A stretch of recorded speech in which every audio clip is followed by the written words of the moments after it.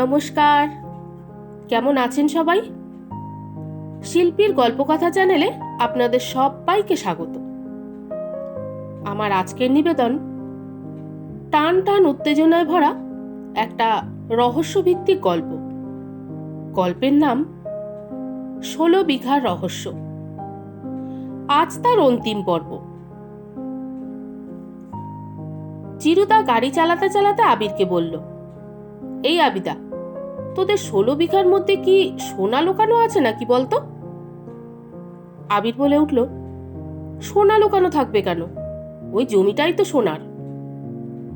চিন্ময় বলে উঠল, সে তুই ঠিকই বলেছিস, কিন্তু একটা কাপালিকের কাছে ওই জমিটা এত দরকার ছিল কেন? আবির বলে উঠল, তা কি করে বলবো বলতো, হয়তো আশ্রম টাশ্রম বানাতো। তাছাড়া জমিটার যা পজিশন, সেখান থেকে আশেপাশের শহর অ্যাক্সেস করা খুব সহজ। চিন্ময় বলল, আচ্ছা বুঝলাম। আবির বলে উঠল, আচ্ছা চিরুদা, তুমি সাধু বাবাকে বললে কেসের শেষ অধ্যায়ে চলে এসেছো, তা এখনো পর্যন্ত তুমি কেস সম্পর্কিত কি কি তথ্য পেলে? চিন্ময় বলে উঠল, এই তো ইগল স্টেজ, সিলিফেলিয়াসের প্রমাণ, একটা ড্রপার, সার্কিট আর টুথপিক সদৃশ একটা ধাতব সূচ। আবির প্রশ্ন করল, এই সিলিফেলিয়াসটা কি, আর ছুঁচ দিয়ে এমন কি হয় যার ওপর তোমার এত সন্দেহ? চিন্ময় বলল, ওহে বন্ধু, ছুঁচ দিয়ে শুধু সেলাই নয়, আরো অনেক কিছু হয়। যেমন... চিরুদা হয়তো আরো কিছু বলতে যাচ্ছিল, কিন্তু হঠাৎ তার দিকের উইন্ডো গ্লাসে একটা লাল জল ভরা বেলুন এসে লাগায় সে তার কথা সম্পূর্ণ করতে পারল না। দুজনেই অবাক দৃষ্টিতে দেখল তাদের গাড়ির পাশ দিয়ে বেলুনটি ছুঁড়ে অতি দ্রুত গতিতে একটা বাইক বেরিয়ে গেল। চিরুদা লুকিং গ্লাসটা একবার ভালোভাবে দেখে নিয়ে গাড়ির গতি বাড়িয়ে দিল, কিন্তু বাইকটার গতি এত বেশি ছিল যে কিছুটা এগোনোর পরে সে বাইকটা আর খুঁজে পাওয়া গেল না। চিরুদা হঠাৎ গম্ভীর স্বরে বলল, আবিদা, সিট বেল্টটা খুলে ফেল আর পাটা ড্যাশবোর্ডের ওপরে জমিয়ে রাখ। চিরুদার চোখের ভাবভঙ্গি দেখে আবির আর বিশেষ কিছু বলল না, চুপচাপ তার নির্দেশ পালন করল। হঠাৎ চিরুদা পিচ রাস্তা ছেড়ে বাঁ দিকে টার্ন নিয়ে ঢুকে পড়ল একটা আঁকাবাঁকা গ্রাম্য মেঠো পথে। গাড়ির গতি প্রচণ্ড থাকায় প্রবল ঝাঁকুনির চোটে আবির বলল, কি হলো চিরুদা? তার কথা এক প্রকার না শোনার ভান করে চিরুদা বলল, আবিদা, যখন ডালার নবটা খুলতে বলবো তখন খুলে দিবি। আবির খেয়াল করে একটা চাপা দুশ্চিন্তার বশে চিরুদার চোখে মুখের অবস্থা পাল্টে গেছে। এই সময় তাকে যে কিছু বলা যায় না সেটা সে ভালোভাবেই জানে, কিন্তু তার হঠাৎ এই অবস্থার কারণ কি সেটা সে বুঝতেই পারল না। কিছুটা এগোনোর পর চিরুদার নির্দেশে আবির ডালার নবটা খুলে দিতেই একটা বাঁক ঘুরে সজোরে ব্রেক কষে গাড়ির গতি অনেকটাই কমিয়ে দিয়ে আবিরকে সে ঠেলে দিল বাইরের দিকে। কিছু বুঝে ওঠার আগেই রাস্তার পাশে ঢালু জমির ওপরে ছিটকে পড়ে আবির গড়িয়ে চলে গেল অনেকটা নিচে। নিজেকে কোনো রকমে সামলে নিয়ে উঠে সে দেখল চিরুদার গাড়ি পুনরায় ইঞ্জিনের ধোঁয়া উড়িয়ে ছুটে গেল সামনের দিকে। তার ঠিক পেছনেই একটা ট্রাক, সেও ছুটে যাচ্ছে চিরুদার গাড়ি লক্ষ্য করে। হঠাৎ একটা বিকট শব্দ, চিরুদার গাড়িটা দুমড়ে মুচড়ে পড়ল রাস্তার ওপর। ট্রাকটা আরো গতি বাড়িয়ে মিলিয়ে গেল চোখের নিমেষে। ঘটনার পরিপ্রেক্ষিতে আবির বাকরুদ্ধ হয়ে স্তম্ভিত হয়ে দাঁড়িয়ে রইল কাঠের পুতুলের মতো। এত অল্প সময়ের মধ্যে চোখের সামনে এত কিছু ঘটে যাওয়ায় সে খেয়াল করতে ভুলে গেল গাড়িটা ধাক্কা খাওয়ার কয়েক সেকেন্ড আগে চিরুদা গাড়ির দরজা খুলে ঝাঁপ দিয়েছিল পাশেই থাকা পরিত্যক্ত পুকুরের ওপর। ট্রাকটা বেরিয়ে যাওয়ার পর চিরুদা ধীরে ধীরে নিজেকে মুক্ত করতে লাগলো পুকুরের পাকের আবরণ থেকে। এই সময় পুকুরের সামনে এসে থামলো একটা বাইক। বাইক থেকে চালক নেমে তার হেলমেটের কাচটি ওপরে তুলতেই উন্মুক্ত হলো তার ঘোলাটে চক্ষু যুগল। এই চোখ চিরুদা চেনে। এই লোকটার পিছু করতেই সে আবিষ্কার করে আশ্রমের নিচে থাকা গুপ্ত হলঘর। কিন্তু এখন সে পাকের আবরণে বন্দী হয়ে অসহায়। তার ভবিতব্যে যা লেখা আছে সেটা মেনে নেওয়া ছাড়া আর কোনো উপায় নেই তার। লোকটি বাইক থেকে নেমে কিছুটা দূরে গিয়ে একটা লম্বা বাঁশ নিয়ে এগিয়ে আসলো চিরুদার দিকে। সম্মুখ বিপদের সম্ভাবনায় এক অদ্ভুত আতঙ্ক ঘিরে ধরাতে চিরুদা নিজের চোখ দুটো বন্ধ করে নিল, কিন্তু শরীরে কোনো আঘাত না লাগায় ধীরে ধীরে সে চোখ খুলে দেখল লোকটি বাঁশটি বাড়িয়ে দিয়েছে তার দিকে। প্রচণ্ড আশ্চর্য হলেও বাঁশটা ধরে উঠে আসলো সে পুকুর থেকে। তারপর লোকটির উদ্দেশ্যে প্রশ্ন করল, আপনি? লোকটি মুখে কিছু না বলে তার হাতে থাকা একটা চিরকুট ধরিয়ে দিয়ে পুনরায় বাইকে উঠে দ্রুত গতিতে বেরিয়ে গেল নিজের উদ্দেশ্যে। চিরুদা চিঠিটা খুলে দেখে তাতে লেখা, if you need answer meet tomorrow 5 PM at coffee house. Abir নিজের সম্বিত ফিরে পেয়ে ছুটে আসে দোমড়ানো মোচড়ানো গাড়িটার কাছে। গাড়ির কাছে এসে চিরুদাকে সুস্থ অবস্থায় দেখে তাকে জড়িয়ে ধরার পর উত্তেজিত হয়ে জিজ্ঞাসা করে, কি হলো এক্ষুনি? কারা ছিল ওরা? মৃদু হেসে চিরুদা উত্তর দেয়, আবিদা, ওরা গভীর জলের মাছ।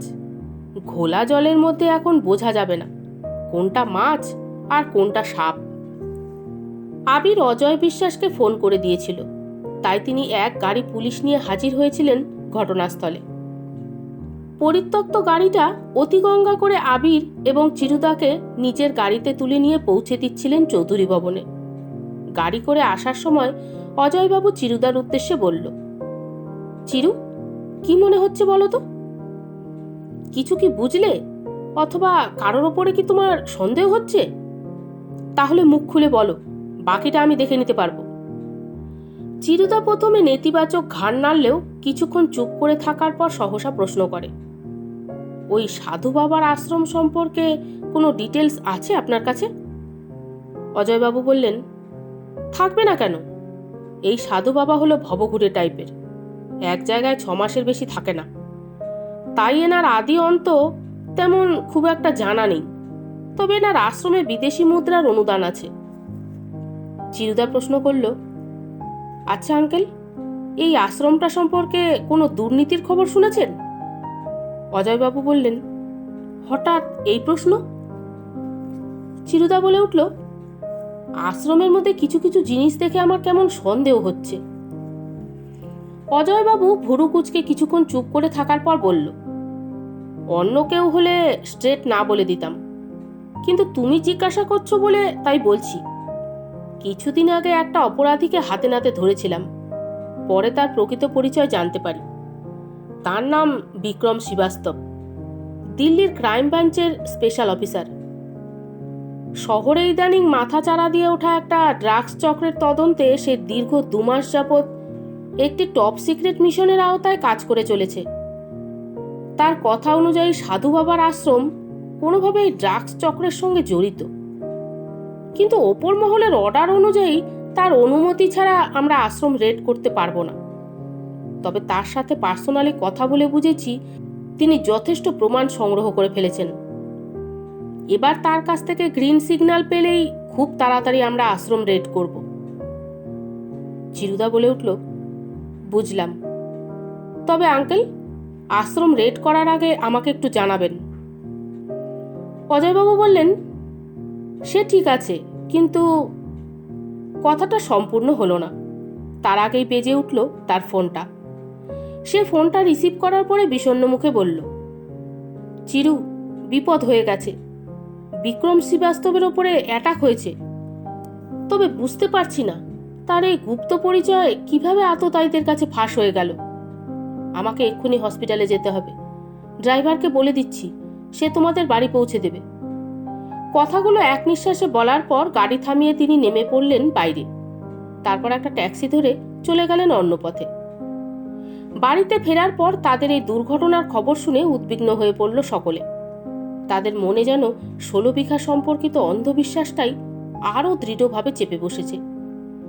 আবিরের মুখে সাধু বাবার কাছে চিরুদার 16 বিঘার মালিক হওয়ার আশা প্রকাশ করার কথাটা শুনে মালাদেবী বললেন, দেখো চিরু বাবা, তোমাকে বিপদের মধ্যে কিছুতেই ঠেলে দিতে পারবো না।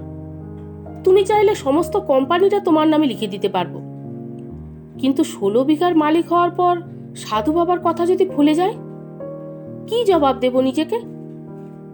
কল্যাণবাবু বলে উঠলেন, দেখো ইয়াংম্যান, কোনটা ঠিক কোনটা ভুল এখনো আমাদের কাছে পরিষ্কার নয়, তাই হঠকারেই এইরকম সিদ্ধান্ত নেওয়া একদম উচিত হবে না। টুটুদা বলে উঠল, হ্যাঁ চিরু বাবা, তোমরা আধুনিক ছেলে, তাই কিছু মানতে চাও না, কিন্তু আমি মানি। তাই বলছি, এসব জিনিস যতই এড়িয়ে চলা যায় ততই ভালো। চিরুদা বলে উঠল, কিন্তু এটা ছাড়া তো রহস্য সমাধানের উপায় দেখতে পাচ্ছি না। কল্যাণবাবু বলে উঠলেন, না, তোমাকে এই কাজটা কিছুতেই করতে দেব না। আমি স্বপনদাকে হারিয়েছি, কিন্তু তোমাদের কখনোই হারাতে পারবো না। আর একান্তই যদি তোমার রহস্য সমাধানের অন্য কোনো পথ না থাকে, তাহলে ওই জমির মালিকানা আমি নিজের মাথায় তুলে নেব। কথাগুলো বলতে বলতে একটা স্নেহের আবেশে ঝাপসা হয়ে যায় কল্যাণবাবুর চোখ। তাই সেদিকে এগিয়ে গিয়ে হাত ধরে সান্ত্বনা স্বরে চিরুদা বলে, ঠিক আছে কাকাবাবু, দেখছি অন্য কি পথ বের করা যায়। কথাটা কানে যাওয়ার সাথে সাথে টুটুদার চোখে একটা বিস্ময়ের ছাপ ফুটে উঠলেও আবিরের আর চোখে যাওয়া দৃষ্টি ব্যক্ত করে অন্য কথা। যা দেখে চিরুদা মৃদু হেসে নিজের ঘরের দিকে চলে যায়। সন্ধ্যাবেলা নিজের মোবাইলটা ঘাঁটতে ঘাঁটতে চিরুদা ঘর থেকে বেরিয়ে দেখল টুটুদা ব্যালকনির সামনে দাঁড়িয়ে কিছু কাজ করছে। নিজের উপস্থিতি জানান দিয়ে চিরুদা বলল, কি টুটুদা, কি করছো? চমকে উঠে টুটুদা পেছনে ঘুরে মুখে একটা হাসি টেনে এনে বলল, তোমরা যা শুরু করেছো, কারোর কি কোনো দিকে খেয়াল আছে? সবই তো আমাকেই দেখতে হবে, তাই একটু নজর দোষ কাটাতে লেবু লঙ্কা ঝোলাচ্ছিলাম। চিন্ময় বলে উঠল, সত্যি টুটুদা, তোমাকে নিয়ে পারা যায় না। আচ্ছা বলো দেখি, 16 বিঘার যে কাপালিকটা ছিল, তাকে দেখতে কেমন ছিল? টুটুদা বলল, কাপালিক? সে তো খুব ভয়ঙ্কর দেখতে ছিল। মাঝারি দৈর্ঘ্য, ইয়া বড় বড় দাড়ি গোফে ভর্তি মুখখানা। মাথায় চুলের জটা দেখলে মনে হয় বটগাছ থেকে যেন ঝুড়ি নেমেছে। চোখের তলায় এত কালি দেখলেই কেমন যেন গাটা ছমছম করে ওঠে। কিন্তু হঠাৎ তার কথা জিজ্ঞাসা করছো কেন চিরু বাবা? চিরুদা বলে উঠল, বলছি, আগে এটাকে দেখে বলো তো, এনাকে চেনো কিনা? চিরুদার বাড়িয়ে দেওয়া মোবাইলটা হাতে নিয়ে স্ক্রিনে ফুটে ওঠা ফটোটা দেখতেই টুটুদার মুখের হাসিটা মিলিয়ে গেল। হাত দিয়ে কপালে জমা ঘামগুলোকে মুছে ফেলে সে বলল, এ ছবি তুমি কোথায় পেলে চিরু বাবা? চিন্ময় বলে উঠল, রাস্তায় বসে ভিক্ষে করছিল, তোমার কথা কেমন মনে পড়াতে তাই একটা ফটো তুলে নিলাম। আচ্ছা, মোবাইলখানা দাও দেখি, আমার কিছু কাজ আছে, তোমার সাথে পরে কথা বলবো খন। চিরুদা মোবাইলটা নিয়ে ঘরে ঢুকে যাওয়ার পর টুটুদার মুখ থেকে অস্পষ্ট স্বরে বেরিয়ে আসলো, কাপালিক রাস্তায়? চিরুদা আজ বিকেল 4টের সময় কিছু উত্তর খোঁজার জন্য এসে উপস্থিত হয়েছে কফি হাউসে। কিছুক্ষণ অপেক্ষা করার পর টুপিওয়ালা জ্যাকেট পরে একজন এসে বসলো চেয়ারে। মুখ থেকে কাপড়ের আবরণটা সরে যাওয়াতে চিরুদা চিনতে পেরে বলল, আপনি তো সম্পদ আজমেরার ওখানে কাজ করেন, তার পাশাপাশি আশ্রমেও দেখেছি আপনাকে। লোকটি পকেট থেকে একটা পাসপোর্ট বের করে চিরুদার দিকে এগিয়ে দিয়ে বলল, হ্যাঁ, তবে এছাড়াও আমার আরও একটা পরিচয় আছে। চিরুদা পাসপোর্টে দেখলো নাম লেখা আছে Vikram Srivastava, the special officer of Delhi crime branch. সে নামের সাথে ফটোটা এবং নিচের সাইনটার উপরে ভালোভাবে চোখ বুলিয়ে নিল। বিক্রমবাবু বলে উঠলেন, চিরুদা ওরফে চিন্ময় চক্রবর্তী, তাই তো? আপনার বুদ্ধি আছে বলতে হবে, তা না হলে আমার দেওয়া রেড সিগন্যালটা বুঝে নিজের জীবন বাঁচানো সাধারণ মানুষের কাজ নয়। চিরুদা বলে উঠল, হ্যাঁ, তবে আমি প্রথমে বুঝতে পারিনি, কিন্তু যখন লুকিং গ্লাস দিয়ে পেছনের ট্রাকটাকে দেখতে পেলাম এবং গ্রাম্য পথের মধ্যে ঢোকার পরেও সে ট্রাকটা যখন আমার পিছু ছাড়লো না, তখন আমার সন্দেহটা দৃঢ় হলো। কিন্তু আপনি জানলেন কি করে আমাদের ওপরে অ্যাটাক হতে চলেছে? বিক্রমবাবু বললেন, কারণ আমি ওখানে প্রেজেন্ট ছিলাম। আসলে আমার পিছু নিয়ে হলঘরের মধ্যে ঢুকেও আমাকে খুঁজে না পেলেও আমি কিন্তু আপনাকে দেখতে পেয়েছিলাম আলমারির পেছনে, এবং এটাও দেখেছিলাম আপনার বেরিয়ে যাওয়াটা লক্ষ্য করছিল একজন শিষ্য। তাই দুয়ে দুয়ে চার করতে বেশি সময় লাগেনি আমার। চিরুদা বলে উঠল, আপনি ওখানে কি করছিলেন? বিক্রমবাবু বললেন, আমার ওখানে যাওয়ার কারণ একটা সিক্রেট অপারেশন। আসলে 6 মাস আগে একটা কেস আসে আমাদের ডিপার্টমেন্টে। একটা গর্ভবতী মহিলা অপারেশন টেবিলেই এক্সপায়ার করে। কেসটা যথেষ্ট সাদামাটা, তবুও পলিটিক্যাল প্রেশার থাকায় আমরা তদন্ত শুরু করি। তদন্তে উঠে আসে মহিলাটির একটি কিডনি ড্যামেজের জন্য মৃত্যু হয়। আর আশ্চর্যজনক ব্যাপার হলো, ওনার আর একটা কিডনি ছিলই না। মেয়েটার পরিবার থেকে জানা যায় পূর্বে তার কোনো মেডিকেল ব্যাকগ্রাউন্ডও ছিল না। তবে বছর 2 আগে তার উপর কালো ছায়ার প্রভাব পড়ায় তাকে একটা আশ্রমে নিয়ে যাওয়া হয়েছিল। সেখানে কিছুদিন কাটানোর পর সে সম্পূর্ণরূপে সুস্থ হয়ে বাড়ি ফিরে আসে। ঘটনাটা কেমন আমাদের স্বাভাবিক বলে মনে হয় না। আমরা ইনভেস্টিগেশন চালাতে থাকি আশ্রমটার ওপর। কিন্তু সমস্যা হচ্ছিল, আশ্রমটা ছিল যাযাবর ধর্মী, কোনো জায়গায় 6 মাসের বেশি থাকতো না। বেশ কিছু রেকর্ড অনুযায়ী আশ্রমটির পূর্ব অবস্থানরত স্থানগুলিতে গিয়ে জানতে পারি ওই রকম কেস একটা না, আরও অনেক আছে। আর অদ্ভুত রকমভাবে সবগুলোর মধ্যে একই মিল, কিডনি উধাও। সেই জন্য ওপর মহল থেকে সিক্রেট ইনভেস্টিগেশনের দায়িত্ব দেওয়া হয় আমার ওপর। চিরুদা বলে উঠল, বুঝলাম হলঘরের মধ্যে মেয়েটা কেন ছিল। এখন তা আমার কাছে পরিষ্কার। তবে আপনার কি মনে হয়, সকলের চোখের আড়ালে এরা কিভাবে এই কাজগুলো সম্পন্ন করত? এমন সময় কফি এসে যাওয়ায় বিক্রমবাবু নিজের ডান হাত দিয়ে কফির কাপটা তুলে তাতে একটা চুমুক দিয়ে আবার বলতে শুরু করলো, এদের গ্যাংটা অনেকটা ছড়ানো। এরা প্রথমে কোনো রেয়ার ব্লাডযুক্ত মানুষকে টার্গেট করে, তার ডিটেলস নিয়ে অজান্তেই তাকে ড্রাগস দেয়। সে মানসিক অবসাদে ভুগলে তাকে ভূত প্রেত প্রভৃতি অলৌকিক শক্তির আখ্যা দিয়ে নিয়ে আসা হয় আশ্রমে। তারপর কাজ হাসিল হয়ে গেলে পুনরায় তাকে স্বাভাবিকভাবেই ছেড়ে দেওয়া হয়। চিরুদা প্রশ্ন করল, তাহলে আপনি এত কিছু জেনেও কিছু না করে কেন চুপচাপ আছেন? বিক্রমবাবু বললেন, আসলে আমি এখানে এসেছিলাম কিডনি চক্রের তদন্ত করতে, কিন্তু আশ্রমের ভেতরের খবরে বুঝলাম তার থেকেও অনেক বেশি কিছু চলছে সেখানে। চিরুদা প্রশ্ন করল, অনেক বেশি কিছু? সেটা কি? বিক্রমবাবু বললেন, এইটা দেখুন, তাহলেই বুঝতে পারবেন। চিরুদা বিক্রমবাবুর বাড়িয়ে দেওয়া মোবাইলটা হাতে নিয়ে তাতে চালানো একটা ভিডিও দেখল। দুটি মেয়ে বাঁধা অবস্থায় চেয়ারে বসে আছে। তাদের মধ্যে একজনের চোখে মুখে একটা অদ্ভুত রকমের অস্থিরতা এবং অপরজন অতি শান্ত। একজন সাদা পোশাক পরা মানুষ এসে তাদের চোখে কিছু তরল জাতীয় পদার্থ দিয়ে চলে গেল। কিছুক্ষণ পর চঞ্চল প্রকৃতির মেয়েটা অতি শান্ত হয়ে একটা ঘোরের মধ্যে হারিয়ে গেল। অপরদিকে শান্ত মেয়েটা প্রচণ্ড উত্তেজিত হয়ে ছটফট করতে লাগলো, জল থেকে তোলা মাছের মতো। বিক্রমবাবু মোবাইলটা নেওয়ার পর বললেন, এই তরল পদার্থটা জানেন কি? এটা টিএনটি, আন্ডারওয়ার্ল্ডের ব্যাপকভাবে প্রচলিত একটা হিরোইন। চিরুদা প্রশ্ন করল, কিন্তু এর সাথে আশ্রম বা 16 বিঘার সম্পর্কটা কি? বিক্রমবাবু বললেন, আশ্রমের লোকেরা এই ড্রাগ পাচার চক্রের সাথে প্রত্যক্ষভাবে জড়িত। তাছাড়া তাদের এই ব্যবসাটাকে সর্বস্তরের বিস্তার করার জন্য 16 বিঘাকে তারা হস্তগত করার জন্য বদ্ধপরিকর।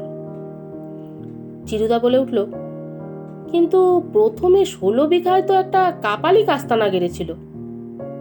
বিক্রমবাবু বললেন, হ্যাঁ, এদের গুপ্ত অভিসন্ধি অনুমান করে আমি প্রথমে কাপালিক সেজে 16 বিঘায় কাটিয়েছিলাম। কিন্তু তেমন কোনো প্রমাণ হাতে না আসায় যোগাযোগ করি সম্পদ আজমেরার সাথে। লোকটা সাধু সঙ্গে বিশ্বাসী ছিল, তাই আমার ওপর তেমন সন্দেহ করেনি। আর এই সুযোগেই তার মারফত আমি আশ্রমে ঢুকে আশ্রমের ভেতরকার খবরাখবর নিতে থাকি। চিরুদা বলে উঠল, তাহলে আপনার কাছে তো সমস্ত প্রমাণ এসেই গেছে। এখন তো অনায়াসেই অজয় আঙ্কেলকে বলে আশ্রমটা রেড করাতেই পারেন। বিক্রমবাবু বললেন, পারি, কিন্তু তাতে কোনো লাভ নেই, কারণ সাধু বাবা সমস্ত কিছু কাজ করেন কারোর অনুমতি নিয়ে। তাই যতক্ষণ না আসল লোকটার হদিশ পাচ্ছি, তার আগে রেড করা মানে সম্পূর্ণ বৃথা। তাছাড়া আমার মনে হয় এদের যা সোর্স, তার সাথে লোকাল অথরিটি এবং অজয় বিশ্বাসও কোনোভাবে জড়িত। চিন্ময় প্রশ্ন করল, বুঝলাম, তাহলে আপনি আমার কাছ থেকে কি আশা করছেন? বিক্রমবাবু বলল, আপনাকে প্রথম দিন থেকে ফলো করছি আমি। আপনার মধ্যে কিছু তো একটা ব্যাপার আছে যা সহজে ধরতে পারছি না। তবে আমার কেমন মনে হচ্ছে আপনি জানেন আসল অপরাধী কে, সেটা শোনার জন্যই এখানে আসা। চিরুদা বলে উঠল, হ্যাঁ আমি জানি, তবে তার আগে বলুন তো এইসব ঘটনাগুলো আর কে কে জানে? বিক্রমবাবু বলে উঠল, না, আর কেউ জানে না, কারণ ইনকমপ্লিট রিপোর্ট দেওয়া আমার একদম পছন্দ না। আপনার কাছ থেকে সম্পূর্ণ ডিটেলস পাওয়ার পরই ওপর মহলে জানাবো আমি সব। চিরুদা বলে উঠল, ঠিক আছে, তবে শুধু অপরাধীর নামই নয়, তার সাথে আপনাকে এমন কিছু প্রমাণ দেখাতে পারি যাতে আপনি অনায়াসেই অপরাধীকে ধরতে পারেন। বিক্রম শ্রীবাস্তব তার কথায় সম্মতি জানালে চিরুদা তাকে নিয়ে চলে আসে কফি হাউসের পেছনে একটা ফাঁকা জায়গায়, তার দাঁড়িয়ে থাকা গাড়িটার কাছে। অঙ্গুলি নির্দেশের মাধ্যমে জানায় গাড়ির পেছনের ডিকিতে আছে সেই মহামূল্যবান প্রমাণখানা। বিক্রমবাবু কৌতূহলবশত ডিকিটা খুলে তাকায় ভেতরের দিকে। হঠাৎ তার কাঁধে এসে পড়ে একটা হাতের রদ্দা। সে সম্বিত হারিয়ে লুটিয়ে পড়ে ডিকির ভেতরে। চিরুদা চারিদিকে একবার চোখ বুলিয়ে নিয়ে বিক্রম শ্রীবাস্তবের অচেতন পাগুলো ডিকির মধ্যে ভরে ফেলে। ভরে ফেলেই সেটিকে বন্ধ করে সে চলে আসে ড্রাইভিং সিটে। গাড়ির ইঞ্জিন চালু করে ঠোঁটের কোণে মৃদু হাসি ফুটিয়ে অস্পষ্ট স্বরে বলে ওঠে, বেচারা। তারপরেই গাড়িটার পেছনে ধুলো উড়িয়ে ত্যাগ করে কফি হাউসের প্রাঙ্গণ। সকালবেলা ব্রেকফাস্টের পর চিরুদা একান্তে আবিরকে ডেকে জিজ্ঞাসা করল, এই আবিদা, তোদের 16 বিঘার আর কোনো শরিক আছে? আবির বলল, না, আমি ছাড়া আর কেউ নেই। কেন বলো তো? চিন্ময় বলল, না না, এমনি জিজ্ঞাসা করলাম। আবির বলে উঠল, কি ভাবছো বলো তো? মানে কেসটার সম্পর্কে কোনো ক্লু পেলে তুমি? চিরুদা বলল, ক্লু পেয়েছি, তবে সব থেকে বড় ক্লুটা স্বপন কাকু দিয়ে গেছেন। আবির বিস্ময়ে প্রশ্ন করল, সেটা কি? চিন্ময় বলে উঠল, একটা কথা বল, স্বপন কাকু তো ডায়েরি না লিখে ঘুমাতেন না। আবির বলল, হ্যাঁ তাই তো।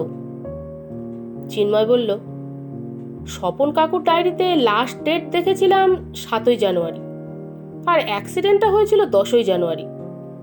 অতএব মাঝখানে 3 দিন স্বপন কাকু ডায়েরি লেখেননি, এটা হতে পারে না।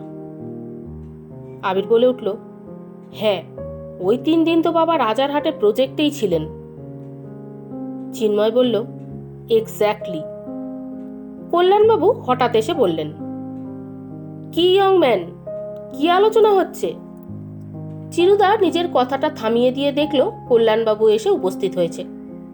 তাকে উদ্দেশ্য করে তাই সে বলল, আপনি এসেছেন ভালোই হয়েছে, কেস সম্পর্কিত একটা ক্লু নিয়ে আলোচনা করছিলাম। কল্যাণবাবু বলে উঠলেন, কি ক্লু? চিন্ময় বলল, স্বপন কাকুর ডায়েরির লাস্ট লেখা দেখেছিলাম, তাতে লেখা ছিল 16 বিঘা নিয়ে 3 দিন এক অদ্ভুত রকমের চাপ বেড়েই যাচ্ছে। কোনটা বিশ্বাসযোগ্য অথবা কোনটা অবিশ্বাস্য তা বোঝার উপায় নেই, তবে কেন জানি না মনে হচ্ছে একটা বড় ষড়যন্ত্র চলছে আমার চারিদিকে। কেউ বা কারা আছে যারা 16 বিঘাকে হস্তগত করতে চায়, অথচ বিশ্বস্ত মানুষগুলো কেমন যেন পাল্টে যাচ্ছে। কাউকে বেশি বিশ্বাস করা উচিত নয়, অন্ধকারে নিজের ছায়া ও সঙ্গ ছেড়ে দেয়, সেটা আমি ভুলেই গিয়েছিলাম। এই কথাগুলো লেখা আছে, সুতরাং আমার মন বলছে স্বপন কাকু নিশ্চয়ই আসল লোককে চিনতে পেরেছিলেন এবং 16 বিঘাতে থাকাকালীন কোথাও না কোথাও তিনি তার সম্পর্কে লিখে গেছেন। কল্যাণবাবু বলে উঠলেন, কিন্তু এত চাপের মধ্যে কি স্বপনদার পক্ষে লেখা সম্ভব হয়েছিল? চিন্ময় বলল, সেটা ঠিকই বলেছেন, তবে স্বপন কাকু সমস্ত কিছু হেয়ালি করে লিখতেন, আর আমার দৃঢ় বিশ্বাস প্রজেক্ট অফিস থেকে কিছু না কিছু পাওয়া যাবেই। আচ্ছা আবিদা, স্বপন কাকুর কোনো গুপ্ত জায়গা ছিল যেখানে কিছু লুকিয়ে রাখতে পারে? আবির বলে উঠল, হ্যাঁ, প্রজেক্ট অফিসের মধ্যেই তো একটা গুপ্ত লকার আছে, যেখানে বাবা 16 বিঘা সম্পর্কিত সমস্ত ডকুমেন্ট রেখেছিলেন, আর সেই লকারটা একমাত্র আমি আর বাবাই অ্যাক্সেস করতে পারতাম। কল্যাণবাবু বলে উঠলেন, হ্যাঁ, ওই লকারটার কথা অনেকেই জানে, যার চাবি শুধুমাত্র আবিরের কাছেই থাকে। তবে তুমি যখন বলছো কিছু থাকতে পারে, তাহলে এখনই একবার গিয়ে দেখে আসতে পারি আমরা। চিরুদা বলে উঠল, না কাকু, এখন নয়, আজ রাতে। আবির বিস্ময়ে প্রশ্ন করল, কেন রাতে কেন? চিরুদা বলল, কারণ লকারটা সম্পর্কে অনেকেই জানে, মানে খুনিও জানে। তাছাড়া আমাদের প্রতিটা গতিবিধির ওপরে খুনি নজর রেখেছে, তাই রাতের অন্ধকারে চুপিসারে ওখানে যাওয়াটাই বেশি ভালো হবে বলে মনে হচ্ছে আমার। কল্যাণবাবু বললেন, কিন্তু যদি কোনো বিপদ হয়? চিরুদা বলল, কোনো বিপদ হবে না, আমরা 3 জনেই যাব।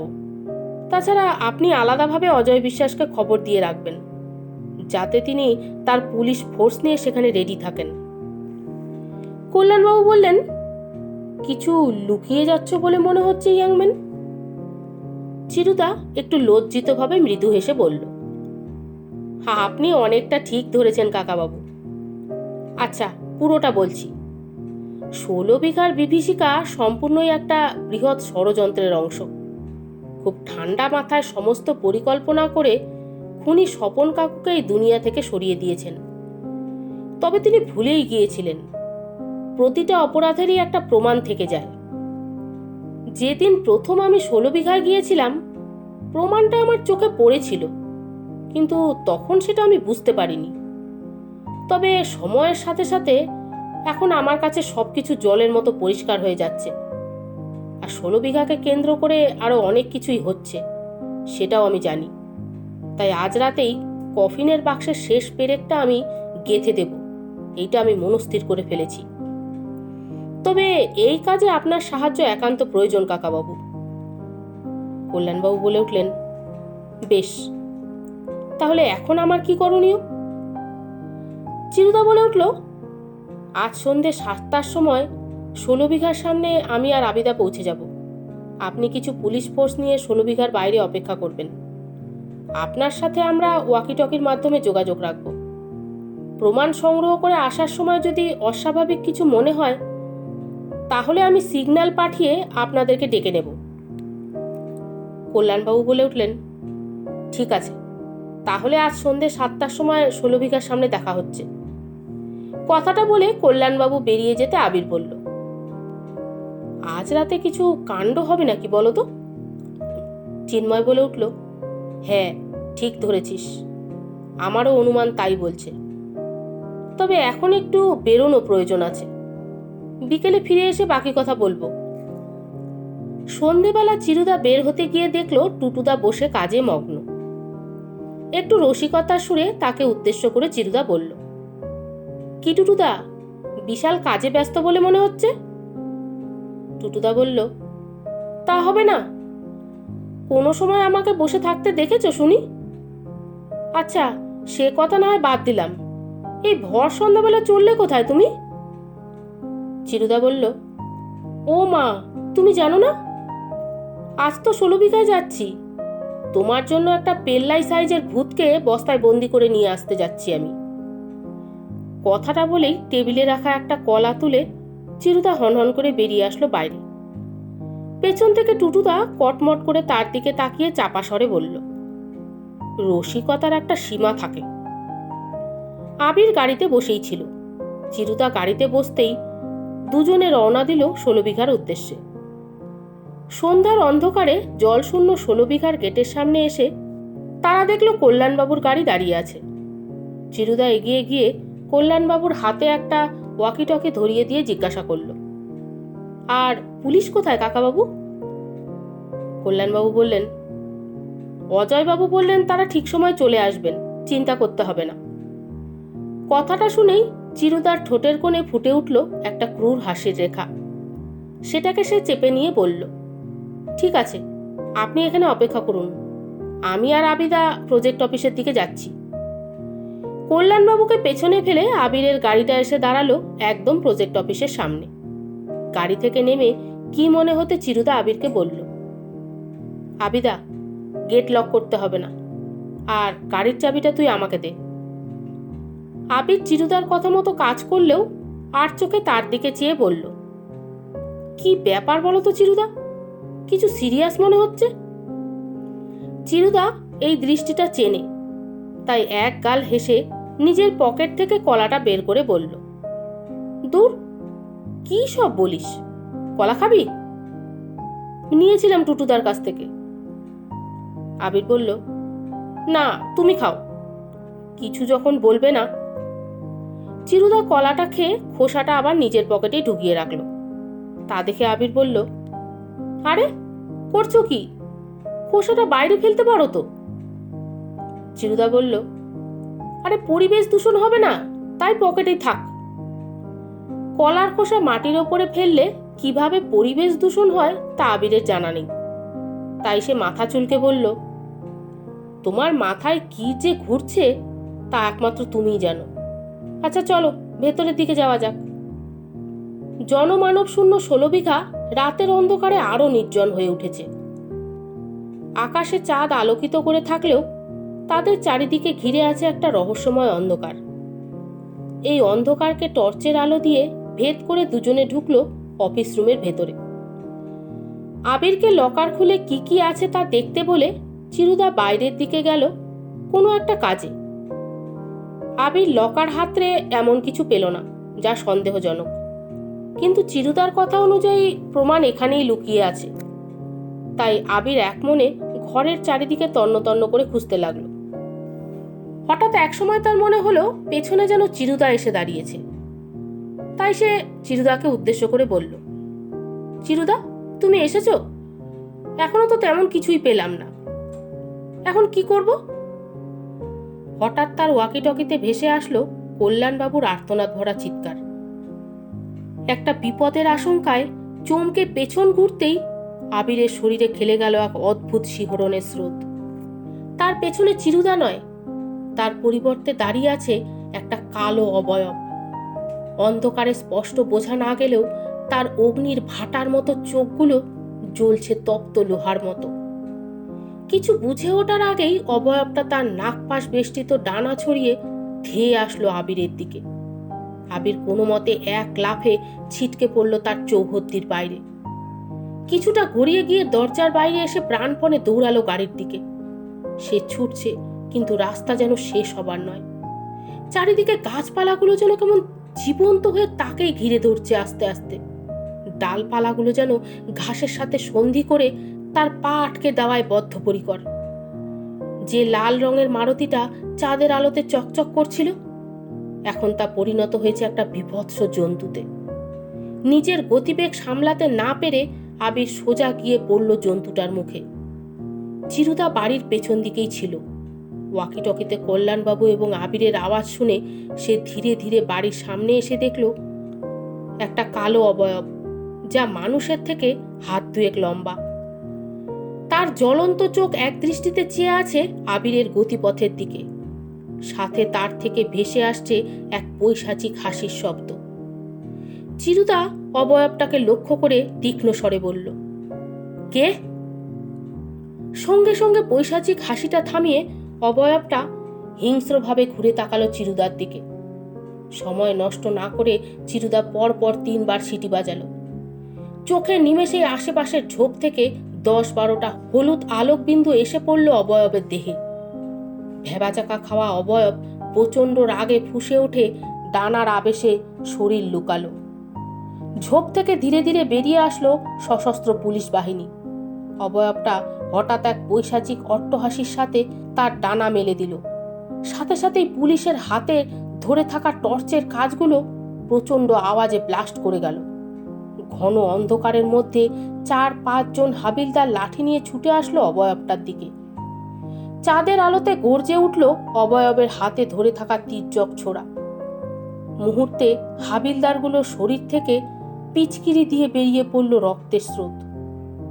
অজয়বাবুর হাতে ধরে থাকা পিস্তলটা গর্জে উঠল দুবার। একটা গুলি অবয়বটার গা ঘেঁষে চলে গেলেও অপর গুলিটা লাগলো অবয়বের হাতে ধরে থাকা ছোড়ায়। মাটিতে ছিটকে পড়ল ছোড়াটা। অবয়বটা সম্মুখ বিপদ বুঝতে পেরে নাগপাশ বেষ্টিত ডানা খেলিয়ে একটা প্রকাণ্ড লাফ মারল পাশে থাকা ঝোপটার মধ্যে হারিয়ে যাওয়ার জন্য। চিরুদা পকেটে থাকা কলার খোসাটা বের করে ছুঁড়ে দিল অবয়বটাকে লক্ষ্য করে। খোসাটা গিয়ে পড়ল ঠিক ঝোপের সামনে। অবয়বটা শূন্য থেকে ঝোপের মধ্যে লাফ মারতেই কলার খোসাতে পা পিছলে চিৎপাত হয়ে পড়ে গেল মাটিতে। সঙ্গে সঙ্গেই তার উপরে ধেয়ে আসলো কয়েকটা জাল।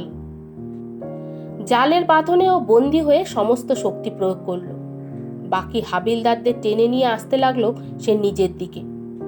মাটিতে পড়ে থাকা একজন আহত হাবিলদার শেষ মনোবল নিয়ে গড়িয়ে গেল অবয়বের কাছে। কোমরের থেকে শকগানটা বের করে এক বিশাল শক দিল অবয়বটাকে। অবয়বটা কয়েকবার ছটপট করেই নিস্তেজ হয়ে পড়ল মাটিতে। অজয় বিশ্বাস আহতদের হসপিটালে এবং অবয়বটাকে জেলে নিয়ে যাওয়ার নির্দেশ দিয়ে চিরুদার কাছে এসে বলল, সাব্বাস চিরু, কিন্তু তুমি কি করে জানলে আজকেই ঘটনাটা ঘটবে? চিরুদা বলল, আঙ্কেল, খ্যাকশিয়ালের মৃত্যুকালে তারা চিলেকোঠাতে এসেই লুকায়। এখন চলুন আবিদা দেখি কি করছে। দুজনে গাড়ির কাছে এসে দেখল আবির গাড়ির ভেতরে বসে আছে। তবে তার গায়ে কোনো সার নেই, চোখ সামনের দিকে বিস্ফোরিতভাবে খোলা। সকালবেলা আবিরের চোখ খুলল। সে চোখ খুলে দেখল পাশে মালাদেবী, টুটুদা, অজয় বিশ্বাস এবং চিরুদা দাঁড়িয়ে আছে। কিছু বলার আগেই চিরুদা বলল, তোর জন্য সারপ্রাইজ আছে। কাল রাতে 16 বিঘা থেকে একটা আস্ত ভূত ধরে নিয়ে এসেছি, দেখবি নাকি? বলেই চিরুদা বাইরে থাকা হাবিলদারের উদ্দেশ্যে বলল, আঙ্কেল, নিয়ে আসুন তাকে ভেতরে।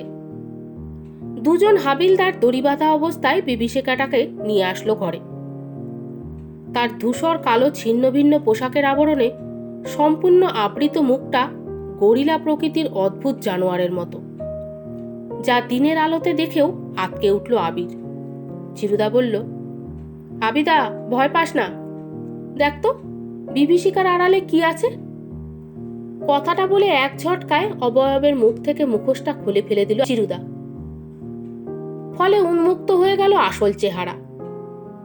অবাক চোখে আবিরের মুখ থেকে বের হয়, কল্যাণ আঙ্কেল? কিন্তু কেন? কল্যাণবাবু বললেন, আমি স্বপনকে বন্ধু ভেবেছিলাম, কিন্তু ও কি করল? যখন ওর ব্যবসাটা পথে বসতে বসেছিল, তখনই আমি এসে ওর কোম্পানির হাল ধরে ওকে সাফল্যের চূড়ায় বসিয়েছিলাম। আর বিনিময়ে কি পেলাম? শুধুমাত্র একটা পোস্ট। আমি ওকে অনুরোধ করেছিলাম জমিটা আমার নামে লিখে দিতে, কিন্তু সে শোনেনি। তাই যখন সম্পদ আজমেরা এসে আমাকে প্রস্তাবটা দেয়, তখন আমি পরিকল্পনা বানিয়ে ফেলি। চিরুদা বলে উঠল, আর তারপরেই পঞ্চুরামকে কাজে লাগিয়ে বাচ্চাটাকে ওপর থেকে ফেলে দিয়ে মেরে ফেললেন। আর তারপরও যখন দেখলেন অজয় বিশ্বাস সমস্ত কিছু সামলে নিয়েছে, তখন গজেন সোরেনকে নিজের হাতে খুন করে ভৌতিক পরিস্থিতি সৃষ্টি করলেন, তাই তো? কল্যাণবাবু বলে উঠল, হ্যাঁ তাই। প্রথমে ভেবেছিলাম কাজের মধ্যে বিশৃঙ্খলা সৃষ্টি করলেই স্বপনদা দমে যাবে, কিন্তু গজেন সোরেন মাঝখান থেকে সাহস দেখিয়ে বসল, তাই তাকে সরানো প্রচণ্ড দরকার ছিল। তারপর সে একই ভুল করলো স্বপনদা নিজেই। আবির বলে উঠল, কিন্তু চিরুদা, তুমি জানলে কি করে এইসব কাণ্ডের পেছনে কল্যাণ আঙ্কেলের হাত থাকতে পারে? চিরুদা বলে উঠল, আমিও প্রথমে লোকটার মিষ্টি কথার জালে ভিজে গিয়েছিলাম, কিন্তু পরে যখন দেখলাম মন্ত্রপুত জলে তুই সুস্থ হয়ে উঠছিস, তখনই মনে কেমন একটা খটকা লাগলো। সেই দিনই সারা রাত জেগে ইন্টারনেট ঘেটে উত্তর বের করি, আর কাক ভরেই তোর মন্তব্যুত জল পাল্টিয়ে তাতে ভিটামিন সিরাপ ভরে দিই। পরে খেয়াল করে দেখি আমার অনুমানই ঠিক ছিল। তাছাড়া অজয় আঙ্কেলের কেমিক্যাল অ্যানালাইসের রিপোর্টে সিলিফিলিয়াসের অস্তিত্ব থাকায় আমার আর বুঝতে কোনো অসুবিধা হয়নি। এই ভেষজ পদার্থটা শরীরে প্রবেশ করাতেই একটা ঘোরের সৃষ্টি করে, সাথে ধীরে ধীরে অকেজো করে দেয় তার অভ্যন্তরীণ অঙ্গসমূহকে। এবং এই মন্ত্রপুত জল নিয়ে এসেছিল স্বয়ং কল্যাণবাবু নিজেই। তাছাড়া যার কপালের রগ এমন শক্ত হয় সে কখনোই শান্তশিষ্ট সাদামাটা মানুষ হতে পারে না। আবির বলে উঠল, তার মানে কল্যাণ আঙ্কেল আমাকেও মারতে চেয়েছিল? চিরুদা বলল, হ্যাঁ, তবে একবার নয়, 4 বার। প্রথমে চেষ্টা করেছিল 16 বিঘার মধ্যেই। তোর মনে আছে যেদিন তুই অদ্ভুত দৃশ্য দেখে অজ্ঞান হয়ে গেছিলি? তার আগেই তুই একটা ফুলের কাছে ছুটে গিয়েছিলি। আসলে ওই নকল ফুলটার মধ্যে লুকানো ছিল একটা ছোট ড্রপার এবং সার্কিট। পরে আমি পরীক্ষা করে বুঝেছি ওখানে ড্রপার এবং সার্কিট রাখার কারণ ছিল ফুলের প্রতি আকৃষ্ট হয়ে তার কাছে গেলেই রিমোটের মাধ্যমে ড্রপারের মধ্যে থাকা তরল পদার্থ তোর চোখে ছিটিয়ে দেওয়া। আর ওই ড্রপারের মধ্যে কি পদার্থ ছিল জানিস? টিএনটি, এক ধরনের ড্রাগস, যার হ্যালুসিন সৃষ্টির ক্ষমতা অপরিসীম। এই সময় কল্যাণবাবু এগিয়ে এসেছিল তোর দিকে, তোকে সাহায্যের জন্য নয়, তোর জীবন নিতে। কিন্তু আশেপাশের লোক চলে আসায় সে ব্যর্থ হয়। দ্বিতীয়বার চেষ্টা করেছিল মন্তব্যুত জল খাইয়ে, আর তৃতীয়বার সরাসরি গাড়ি দুর্ঘটনার মাধ্যমে, আর চতুর্থবার তো কালকে সচক্ষে দেখলি। আবির বলে উঠল, কিন্তু ওনার কাছে এত অলৌকিক ক্ষমতা আসলো কিভাবে? চিরুদা বলে উঠল, অলৌকিক নয়, ওনার নাগপাশ বেষ্টিত ডানা, পরনে বিশেষ ধরনের পোশাকের কামাল, উচ্চতা এবং দীর্ঘ লম্ফনের কারণ পায়ে পড়ে থাকা জাম্পিং শু, এছাড়া ধাতব পাঞ্জা এবং মিনি রেকর্ডের জন্য পরিবেশটাকে ভৌতিক বানাতে তার বিন্দুমাত্র সমস্যা হয়নি। আর টর্চগুলো ব্লাস্টের ঘটনা, ওটা টুথপিক সদৃশ্য ধাতব সূচের কামাল। মার্শাল আর্টের দুনিয়ায় সূচ একটা ভয়ঙ্কর অস্ত্র, যা সঠিক পদ্ধতিতে ছুড়লে বুলেটের মতো কাচের আস্তরণকেও ভেদ করতে সক্ষম। আর এই ধরনের ছুঁচ প্রথম দেখতে পাই কল্যাণবাবুর ঘরে। অজয় বিশ্বাস বলে উঠল, কিন্তু প্রমাণহীনভাবে খুনগুলো করতো কিভাবে? চিরুদা বলল, কি কল্যাণবাবু, আপনি বলবেন নাকি আমি বলবো? ঠিক আছে, ছেড়ে দিন, আমি বলছি। উনি প্রথমে ভয় দেখিয়ে চোখের টিএনটি ছড়িয়ে দিতেন। যখনই ব্যক্তিটি হ্যালোসিনের মধ্যে হারিয়ে যেত তখনই তিনি প্রয়োগ করতেন ব্রহ্মাস্ত্ররূপী গোল্ডস্টেজ। তাই পোস্টমর্টম রিপোর্টেও খুনের কারণ বোঝা যেত না। কিছু ভুল বললে ধরিয়ে দেবেন কল্যাণবাবু। তবে এটা বুঝতে পারলাম না, আপনাদের প্ল্যানের মধ্যে পঞ্চুরাম এবং সম্পদ আজমেরা যখন জড়িত ছিল তখন তাদের সরানোর কি প্রয়োজন পড়ল? কল্যাণবাবু লজ্জায় মাথা নিচু করেছিলেন। চিরুদার কথায় ধীরে ধীরে মাথা তুলে বললেন, পঞ্চুরাম নিজেকে বেশি শিয়ানা ভাবছিল। অতিরিক্ত টাকা না পেলে স্বপনকে সবকিছু জানিয়ে দেবে বলে ব্ল্যাকমেল করছিল, তাই তার মুখ বন্ধ করা দরকার ছিল। আর সম্পদ আজমেরা, ওটা একটা কুমির। ও নিজেই চেয়েছিল 16 বিঘাকে হস্তগত করতে, কিন্তু আমি সম্পদ আজমেরাকে মারিনি। চিরুদা বলে উঠল, হ্যাঁ জানি, আপনি মারলে ওর শরীরে ইগল স্টেজের চিহ্ন পাওয়া যেত, তবে সাধু বাবাকে বাঁচিয়ে রাখলেন কেন? কথাটা কানে যেতে কল্যাণবাবুর চোখ বিস্ফোরিত হয়ে গেল। চিরুদা বলে উঠল, সাধুর ঘরে সেন্সার, সম্পদ আজমেরার অফিসে সেন্সার, ফুলের মধ্যে সেন্সার। কি ভেবেছিলেন আমি কিছু বুঝতে পারবো না? প্রথম দিনই হয়তো সাধু বাবা মেকআপটা ঠিকঠাক করতে পারেননি, তাই ওনার সাদা চুলদারির পেছনে যৌবন মুখশ্রীটা আমার চোখে লুকায়নি।